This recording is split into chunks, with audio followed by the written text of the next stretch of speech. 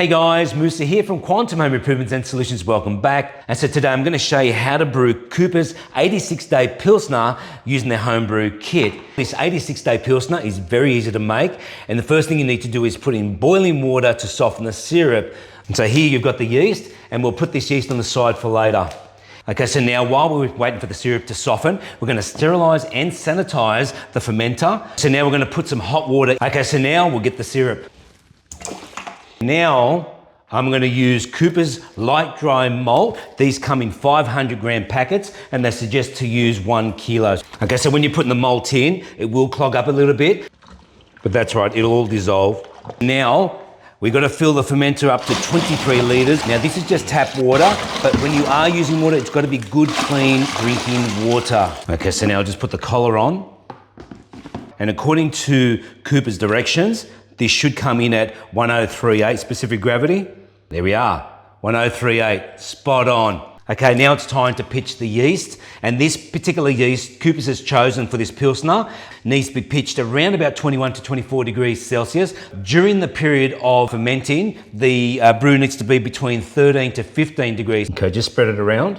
What we're gonna do now is just put the lid on. There we go, it's done. So all we need to do now is leave this to ferment for up to 10 days. But so if it's a bit warm when you're brewing, put it in a colder spot. But if it's a bit too cold, then just use a heat pad or a blanket. It's over 8 days and I've decided to bottle the Pilsner early, mainly because it's been a little warmer than I expected. Okay, so now I'll just get a reading. It's stabilized at 1012. Okay, so just before we bottle, we're gonna sterilize and sanitize the bottles like we did for the fermenter. I'll just put the little bottler in, squeeze it up. Now, when the little bottler touches the bottom, the little valve, it causes the brew to come through the bottle. It is recommended by Cooper's to put the carbonated drops in as quick as you can, so I'm gonna put them in now. Okay, so you put in 2 carbonated drops per 750 ml bottle. And if it's a 375 bottle, you only put 1 carbonated drop.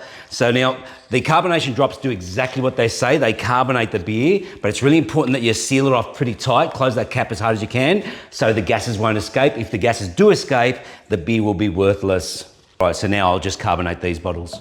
The Cooper's 86-day Pilsner is now complete and ready to drink in a couple of weeks. In actual fact, all Cooper's beers are GMO-free, which is genetically modified organism-free, and they have a best after date.